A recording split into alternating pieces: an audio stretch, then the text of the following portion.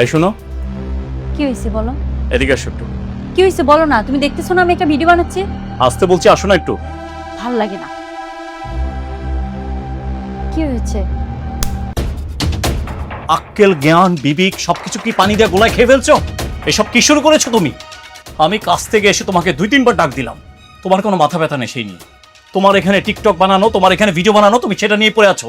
এদিকে বাচ্চাটা ভাত খাচ্ছে, বাচ্চাটাকে মোবাইল আসক্ত করে রাখছো। কতবার বারণ করেছি তোমাকে আমি? এইভাবে বাচ্চার সামনে তুমি নাচ গানা করবা না, এইভাবে বাচ্চাকে মোবাইল আসক্ত করে রাখবা না, সেটাই তুমি বারবার করছো। এভাবে মারার কি ছিল? ঠান্ডা মাথায় বুঝালেই তো পারতা। আমি কতবার তোমাকে বুঝিয়েছি, একটা মায়ের যে দায়িত্ব সেটা ঠিকঠাকভাবে পালন করো। একজন মায়ের কাছ থেকে কি শিখছে সে?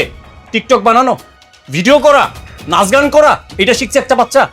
একটা ছোট বাচ্চাকে তুমি যে শিক্ষা দিবে, যেভাবে তুমি তাকে শিখাবে সেভাবে সে শিখবে। তার সামনে যদি তুমি এরকম মোবাইল ধরে নাচ গানা করো, সে কি এটাই শিখবে? আমি যেটা বলেছি সেটা ধার পাশে তুমি নাই। আমি বলেছি বাচ্চার কানে কোরআনের ধ্বনি শোনাও। তুমি নামাজ পড়ো, বাচ্চা ওটা দেখে দেখে নামাজ পড়া শিখবে। তুমি একটা ভালো কাজ করো, বাচ্চারা দেখে ওই ভালো কাজটা আগ্রহী হবে। তুমি কি করছো? ভিডিও বানানো, নাচা গানা, বাচ্চারা তো সেটাই শিখবে। এইভাবেই তো আমাদের সমাজের এই ছোট ছোট বাচ্চাগুলোকে আমরা নষ্ট করে ফেলছি, আমরা অভিভাবক হয়ে। আচ্ছা ঠিক আছে, আমি আর মোবাইল চালাবো না। মোবাইল চালাবা না?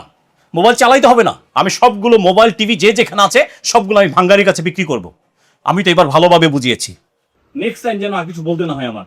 যদি আমি দেখেছি না আর বলবো না, একদম ডাইরেক্ট পাঠিয়ে দিব আমি।